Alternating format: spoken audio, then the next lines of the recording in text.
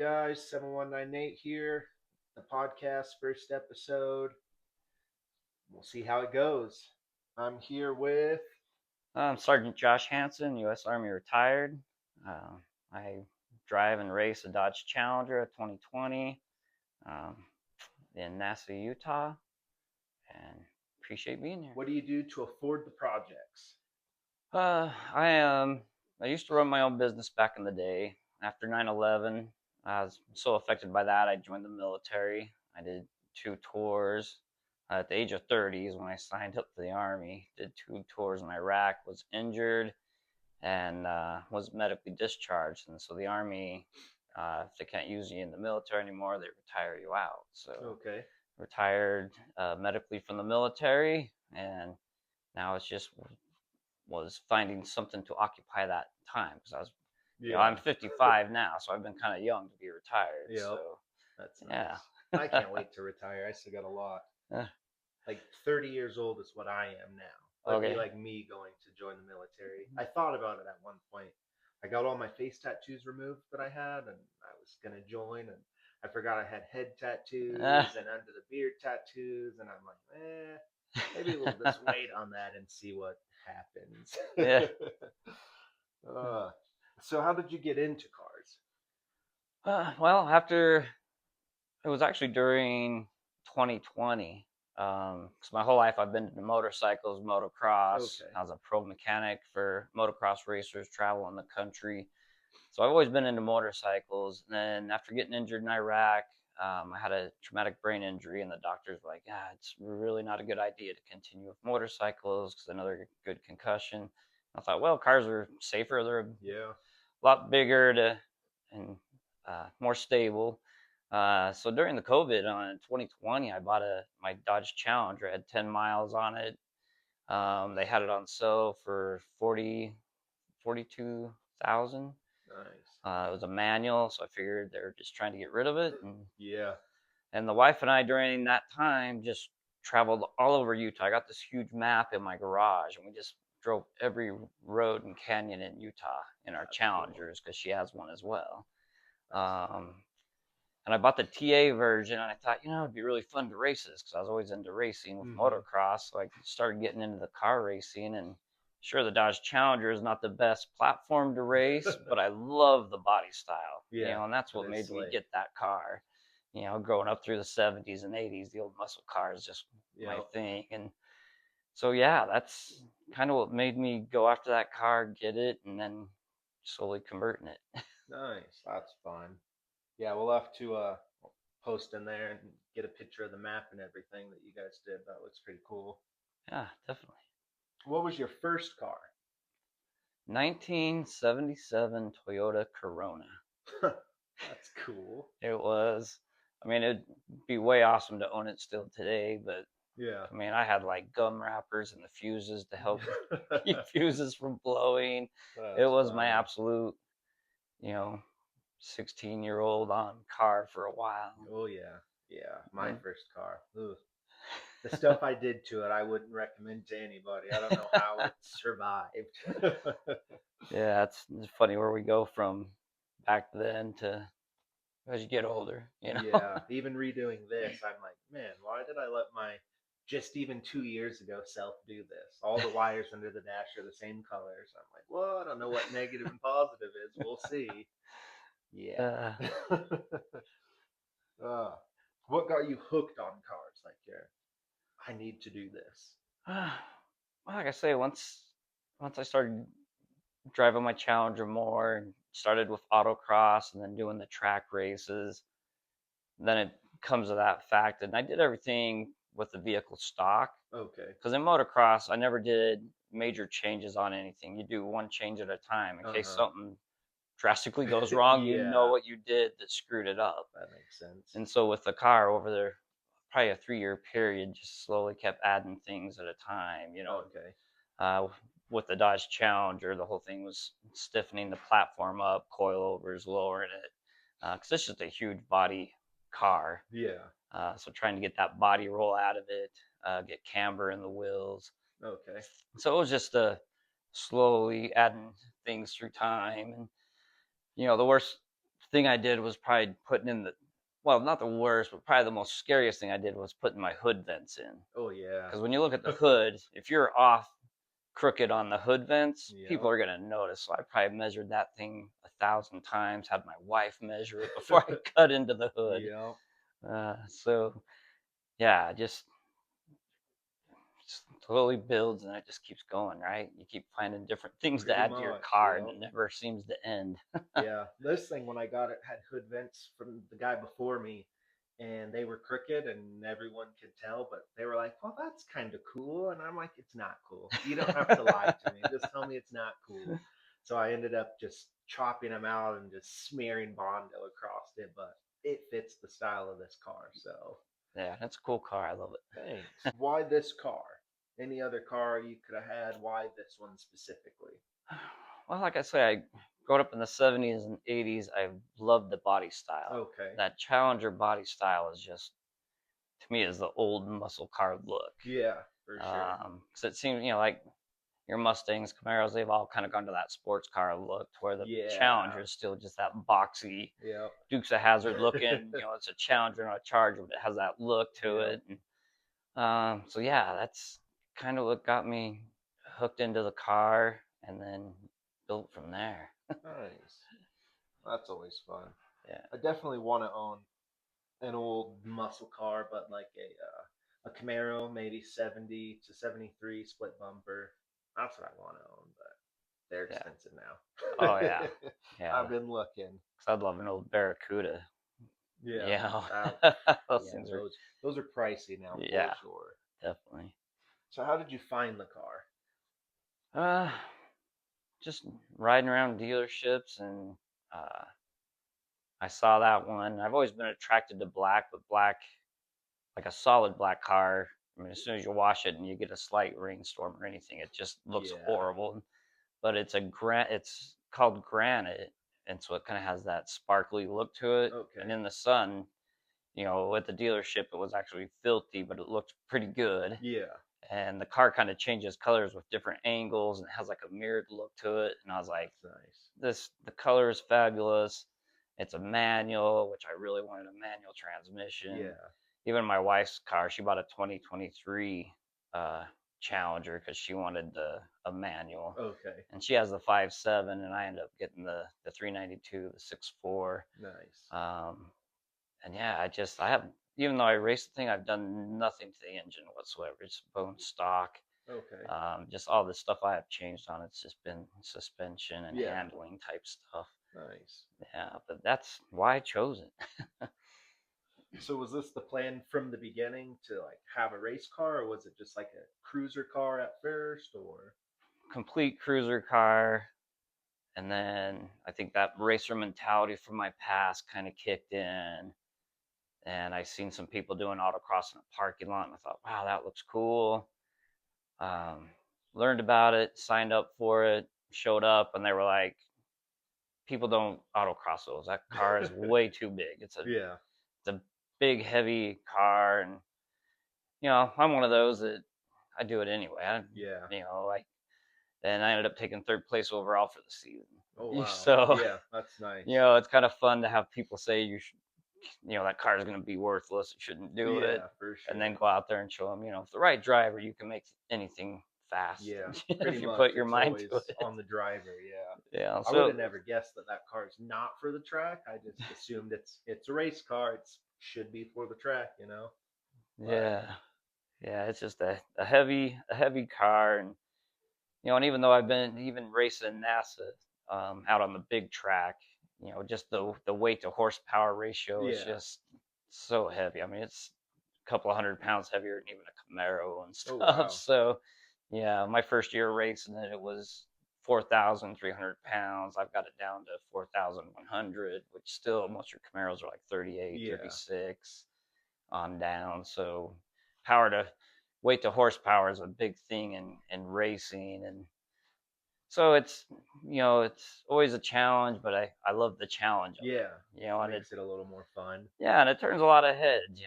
I sent you a video earlier of me behind two Porsches. And for one lap I was really trying to hang with them the best I could. Yeah.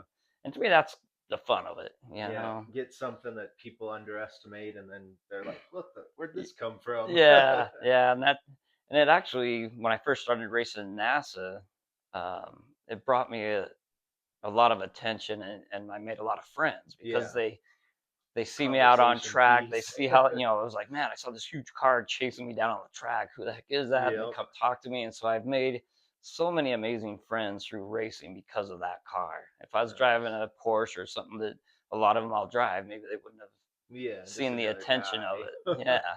But when you're out in that car, it's like, what the heck? I got to go see who this guy is. So it Yep. makes it a lot of fun. Yeah, that's the same like this. I take it to every show. I Mm. went to an all Corvette show and ended up winning like first place for, I don't know, some random trophy that they were giving away. But Nice. everyone there's like, wow, this is so cool. It's different. Yeah. Surprised you came to an all Corvette show. And I said, yeah, but it was like open to everybody, so I'll bring it out. Oh, it's way cool. Definitely draws the attention for sure. Oh yeah. So is this build cost more than you expected, or is it still in the ballpark, or you don't really have a limit? Uh, yeah, it's expensive, and Yeah. I've kept track of everything throughout the years. So, you're like, oh my gosh, I've added $30,000 worth of things to this car, Yeah. right? And it's still, a big heavy boat. Uh huh. So That's the same with this. Like, I tried to keep track of it, and then I'm like, I probably shouldn't really track it that much because I don't want to see how much I've dumped into this thing at all. I kind of got like a ballpark, and I'm like, that's could have bought something else, but it's fun. I guess you yeah. find something and you're like, yeah, let's do it. Well, and when you get deep into it too, it's hard to sell it and then Yeah. start. It's like, man, like I say, I love my car so much. I could probably do a lot better in a different platform vehicle Yeah. racing, but I just love it so much. I'll just keep doing what I do and Right. have fun with it. Yeah, and you'll never get what you put into it out of it. So, Mm-hmm.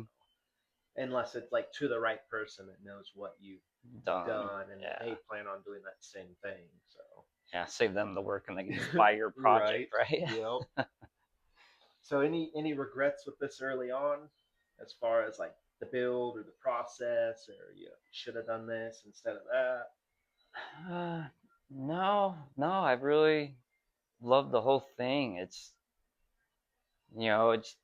doing the research though, because I mean, putting on hood vents, the fender vents, cutting holes in things, Yeah, putting it's the rear wing expensive. on, and I did my research because I was like, I do not want anything on this car on the racetrack isn't going to help. Yeah, I'm that not makes doing sense. things because wow, it looks cool. I'm doing it because it performs well on Yeah. track. So Okay. when purchasing the wing, which was ungodly expensive and that kind of stuff. It's like I'm Yeah. calling the company, I'm researching, making sure that it's not Yeah. just for looks type thing. It's actual functional for racing, and Yeah. so that's been quite the process. I think the worst thing with my car is tires. It's Okay. such a heavy car that you get one weekend out of a set of tires, or maybe two, Yeah. and that gets expensive real Oh quick. yeah.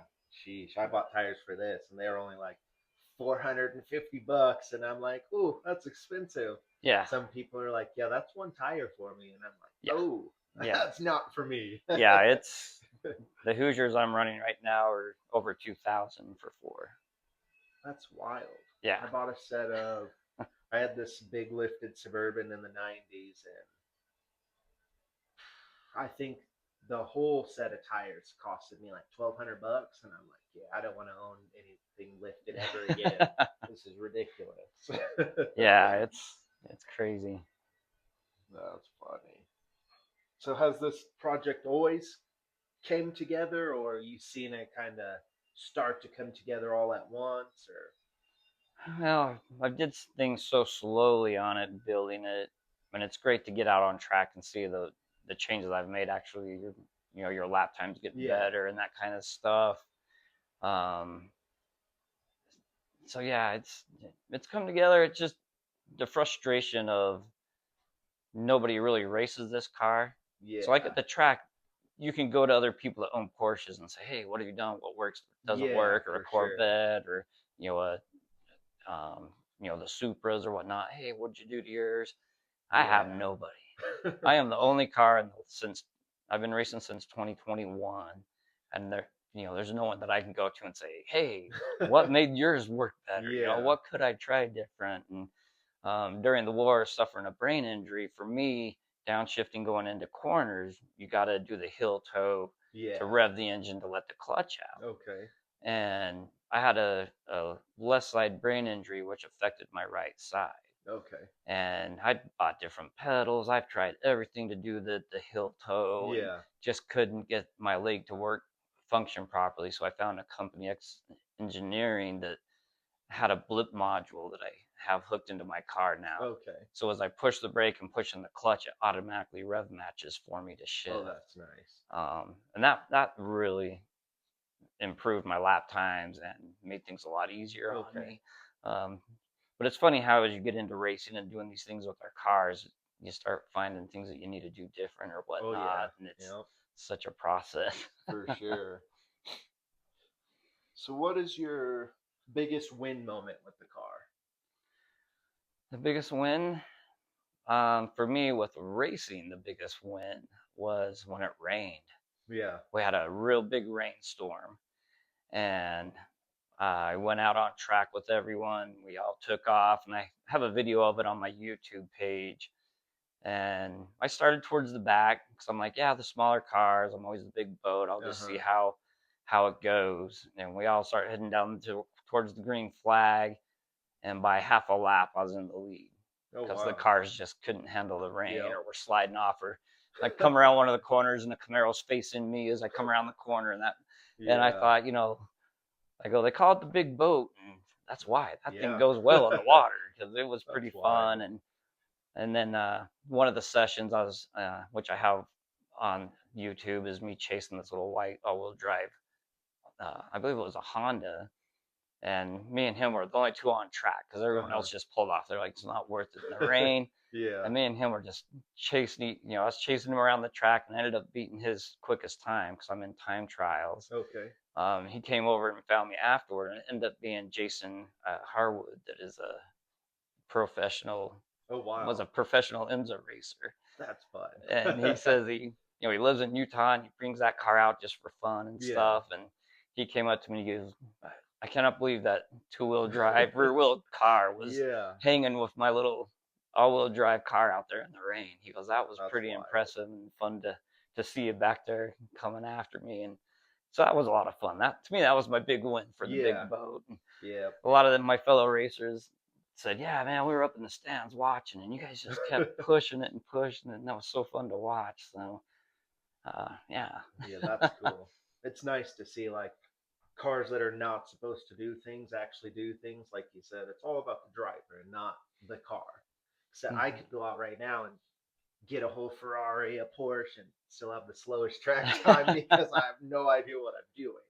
So yeah, and that's a good point, because like when I do amateur track days out at the track, and people in their Porsches would come up and be like, well, that's an interesting track car, and then they go out there and they're holding me up and have to pass me, and then they're like, wow, that really surprises me. People say those cars can't turn, but you've proved it can turn. That's always nice. Yeah. So what's the worst thing that's happened to this build, or anything yet? Hopefully, knock on wood. Yeah. I think one of my big expenses was just replacing my front brakes. I put on Dodge Viper calipers. Okay. Because of the stock, I had these big, bulky 4 pistons with a little disc. And that's such a heavy car, so I went to a bigger disc with the Dodge Viper calipers to help stop the car. Because out on track, I realized, without having braided lines on it and stuff, pedal was getting real mushy, and then you're like ready to overshoot turns and stuff. So that was a big issue with that car. But other than that, I mean, as far as the build goes, everything, I do all my own work as much as I can. Of course, yeah. So I think probably the worst thing I had was trying to get the camber in that heavy car. Oh yeah. So I was tearing up tires. I bought some nice tires, and they lasted me one day. because of the camber. I just couldn't rough. get enough camber out of Yeah. them and had to buy the pieces to camber it out. But as far as that, the car's been really dependable. Especially, Nice. people look at my YouTube and stuff, and that car, the oil temp gets up to like 285, Uh-huh. 290, which in other cars, they're just like, dude, that's like you're going to ruin your motor. Yeah, for And I did sure. a lot of my research, and all the guys, a lot of the guys that race back east Dodge Challengers, they go, well, that's normal. As long as you're not over 300 degrees continually, Yeah. you're good. Nice. The oil geek that I follow on YouTube, Hmm. he did a big thing about, these cars are, oil's tested over 300 degrees, you're fine, just change it more often. Yeah. So a lot of people have wrote me nasty letters on YouTube saying, "Oh, look at your oil temperature." And I'm like, dude, I've been doing this for, going on 5 years Yeah. now. And but yeah, so it's just a different platform car. 'Cause you got the big cast iron engine in Yeah. there, and it's a big Hemi, right? So That is. yeah. What's something that you would never do again with the build? Like you kind of learned from it, you won't do it again, or again nothing yet. Uh, yeah, I don't know. I'll probably regret stripping out all the interior. I guess, yeah. That might be a future thing. Eventually. Yeah. 'Cause I pulled the airbags out, just stripped the whole interior. The wife came out to the garage, looked in the car, and she was like, "You need to put this back together. What have you done?" Uh-huh. And I says, "Well, if anything happens to me, you can always just put it up for sale and say parts included, and just give them all the interior Right. back." You just got to put it back together yourself. Yeah, but so far, everything I've done to it, and it's worked great out on track. I've been happy with. I haven't done Nice. anything yet that I'm like, man, that just totally sucked. Yeah, You for know, sure. I bought some forged line wheels, and the price of those bad boys is the most expensive thing I've done to the car yet. Yeah. They're not Jeez. cheap. You can go 8 to 10 grand in forged line wheels. Yeah. Yeah, that's But they're 20-pound wheels compared to the 37-pound ones I had. So that yeah. unsprung weight mass was great to get rid of, Nice. and they look good on the car. Yeah, it is super nice. Yeah, wheels make all the difference. You could have an old hoopty and put wheels on it, and it looks super Yeah. cool. Do you ever plan on doing any motor work to it, or is it just more or less fastest time on a stock motor and just Yeah. figure it out from there? Yeah, I mean, with my weight of my car, I could probably add another 100 horsepower and still stay in TT3 in my class. Okay. But with the 6.4, if you're gonna do any type of boosting or anything, they recommend replacing the pistons and go to forged and all that kind of Okay. stuff. So Like a full I've just been, rebuild. yeah. So to me, I'm like, I'll just burn this one out and then go from there Yeah. on what I want to do. I think because Yeah, I guess then that would put you in a different class with people with the turbos and all that kind of stuff, oh right? yeah, because some of those supercharged Camaros out there and stuff, they're holding some of the like the fastest lap times at the track for their classes. I mean, Yeah. they're unreal fast and incredible drivers. I mean, some of these guys are just so amazing, and it's fun being out on track with them. But yeah, it's Yeah, for sure. to take that heavy car and still even boost it or anything like that. It's still going to be a heavy car. Yeah, for sure. And then you have to figure out how to drive the heavier car with the faster motor and everything like that. Yeah. I do know a few people, they will, you know, LS swapped stuff and then they put two turbos on it.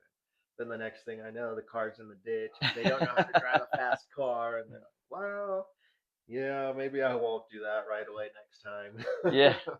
Well, and if you do that, and then well, now your drive axles can't handle it, or Yeah. because like with racing, one thing I didn't expect with my car is the stock axles, the the axle boots, the CV boots would Uh-huh. get hot and explode all the grease out of them. Okay. And so I did end up having to buy, because mine's a manual transmission. I bought Red Eye Hellcat axles for my car, Okay. so they could handle the racing and the heat and everything of racing. Yeah. So yeah, it's like if I boosted something more, then what else is going to go out? What do you Yep. got to replace? And yeah, so Yeah, I always never thought about that. I just like, the motor turbo, let's do it.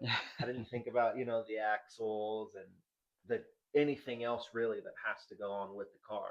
right. It's like, it'll handle it, right? It's probably not rated for anything like that, really.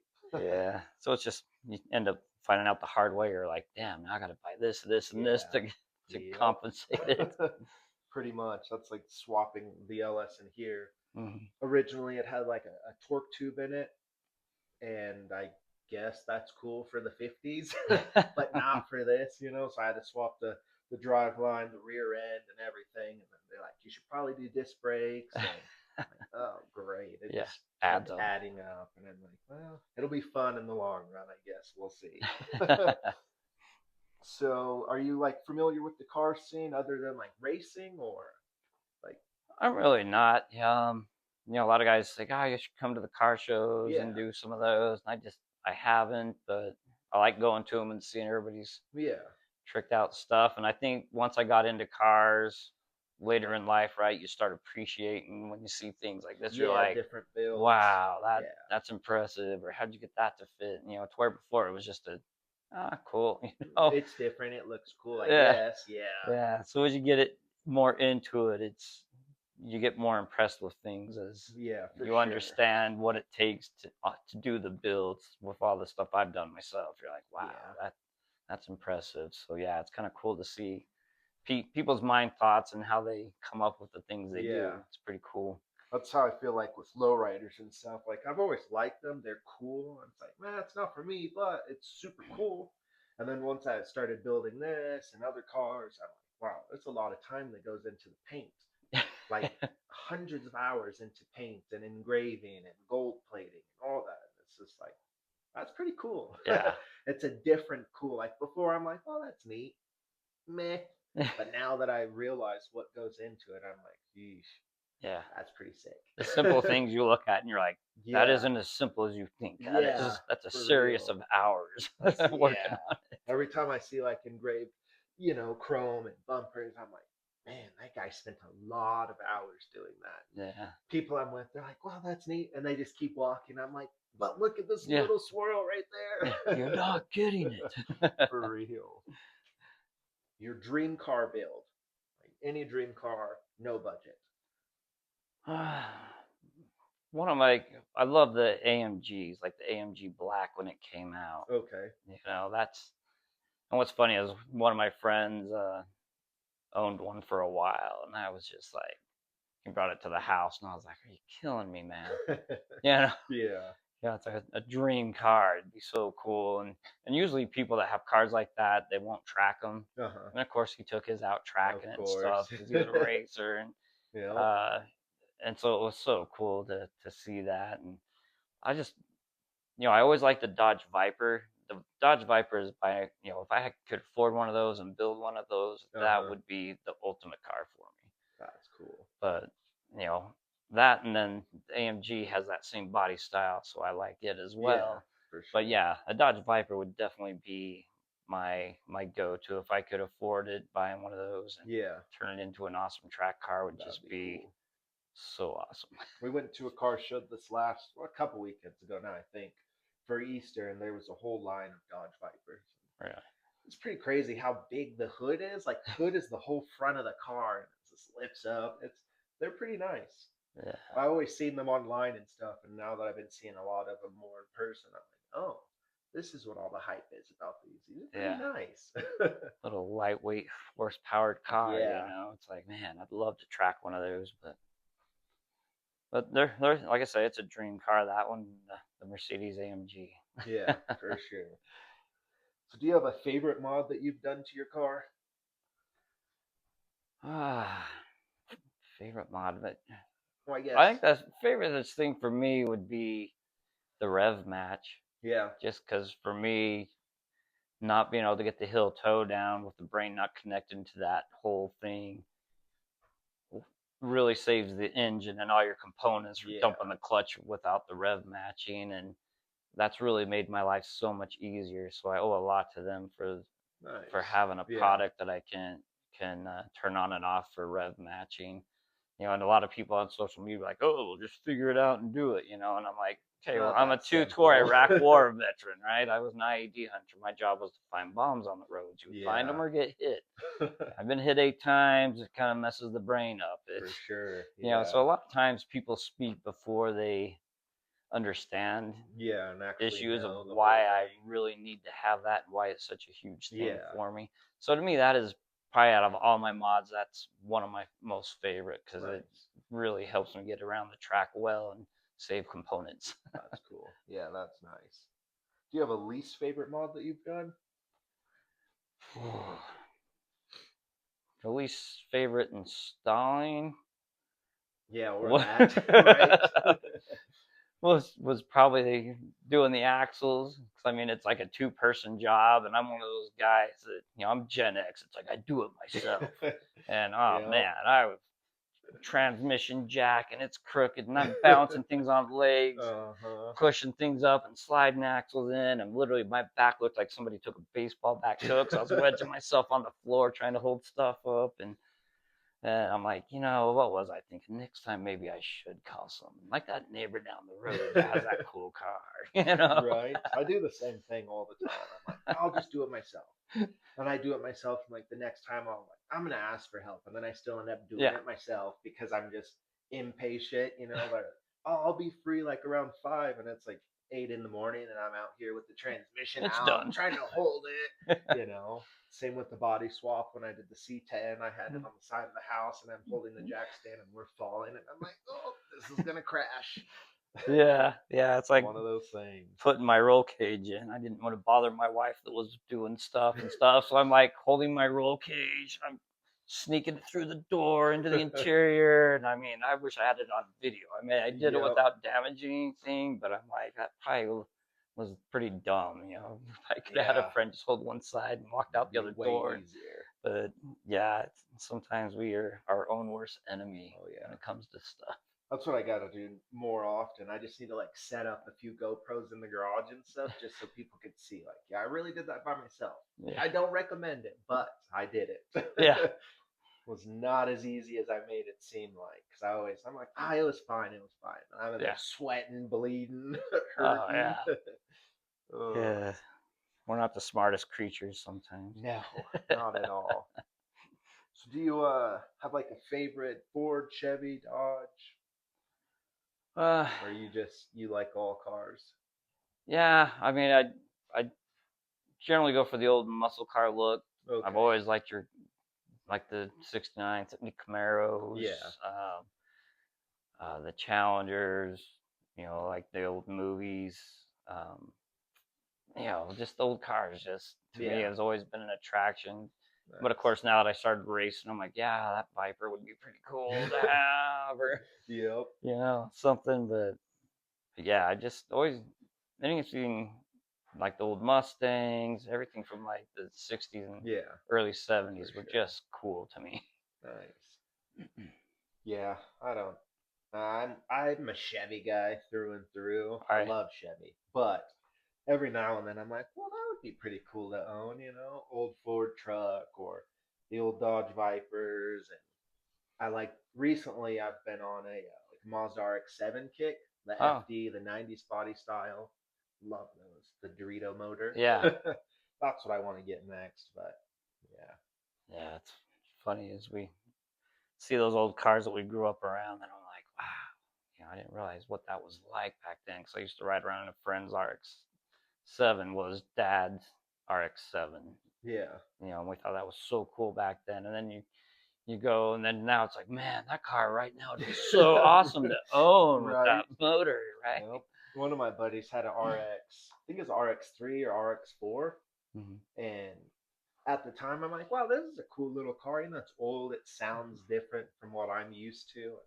Now I look at them and they're like, 80 grand, and he had two of them, and then the RX-7s, and I'm like, where did you get all those? Now thinking back, like, how did you get all that? Yeah. What did you do? So you're more of a off-road or street guy? Probably street. Yeah. Back in the day with motocross and motorcycles, I always liked the off-road stuff. I had off-road vehicles and stuff like that. But yeah, now I just really love To me, I'd like to venture out to different tracks throughout Oh, that'd be the cool. country Yeah. and see what it's like. And Nice. but that's all time and more money, right? So Yeah, that's true. I want to go to different car shows everywhere with this and most of the states, and yeah, just looking at the drive time, it's, a couple of days to hit anything over like Florida, right. South Carolina, things over there. I'm like, ooh. And I don't want to trailer it because that's a lot of work. Then that's more money. And then I got to give it. Yeah, it's a whole ordeal. Yeah, definitely. And and one of my goals, one of my bucket list is to do Route 66, just Oh, yeah. because I think that'd be really fun. And one of our challengers, just the nostalgia of that Yeah, road is just kind of cool. that would be pretty History. nice. Yeah. Stop at all the still landmarks that are there. Yeah. Yeah. Always watch, every time we watch the Cars, the little cartoon show Cars or movie, I always think, like, man, that'd be so cool to like go do Route 66. Right. But to be honest, I don't even know where it goes through. I just know it's somewhere cool with red rocks. I know I Googled it once and I went, oh, that wouldn't be too bad. And then trying to get this thing to just go 2 hours away, I'm sure it'll make it, but I'm always a little sketched out. Yeah. I guess best deal you've ever found. Do you have other projects, or this was the only one? Do you look for good deals, or? I usually check around to see if anyone offers a veteran discount or if they're wanting to support an old man trying to race a big old boat on track, Yeah. But yeah, it's tough. Things are a lot different nowadays than they used to be back in the day. And if you're like, I'm not a huge social media person, so it's like unless you have this many followers and you can be a influencer, and I'm like, man, I don't influence nobody other than probably don't want to buy that kind of car to go race on a track. So right. If you had $5,000, what car would you buy? Like a nice old beater or a daily? 5,000. I mean, it's not much, Yeah. I guess, nowadays, huh? You probably need. Yeah, it'd be fun to get like 10,000. some older Honda or something and convert it into a track car. Yeah, that would be pretty cool. But it's some kind of project thing to build up a small little track car, because some of the guys I know that have some of those older ones, and haven't put a ton into them, but they've really made them rock, and that they look so fun out on track. Just cruising. Yeah. Small, cheap, easy to fix. Parts are so available. Yeah. A couple of guys I follow on social media, they have boosted Hondas, all-wheel drive Hondas, and I'm like, that's pretty cool. I'd like to have one just to mob around town. Yeah, fun stuff. Where can people find you on social media?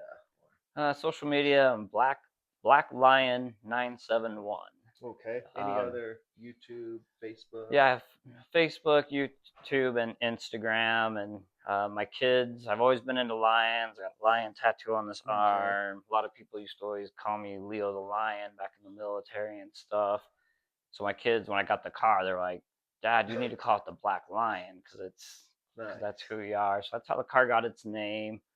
971 is a number I ran clear back when I was 18 years old in motocross, right? Oh, wow. So I've been running that number my whole life. So that's where the handle for that comes from. And yeah, just every race I put my stuff on Instagram and Facebook and YouTube just so people can see what a big boat can do on course. Nice. That's always fun. Just remember, I'm just having fun doing it. So people that want to question why, it's just because I enjoy it. Because it's fun and I can do it. Yeah. What are you doing? Well, and I greatly appreciate you having me on here and inviting me to come talk, and appreciate it. Yep, that's what it's all about. So here on out, just stay tuned for more episodes and more people to come join. If you want to join, let me know, message me, text me. I'm sure everybody has my number. If not, I'll send it to you. But yeah, that was it for episode 1. Like, share, comment. Let me know what you think. Should we change something, add something? I'm open to all the ideas.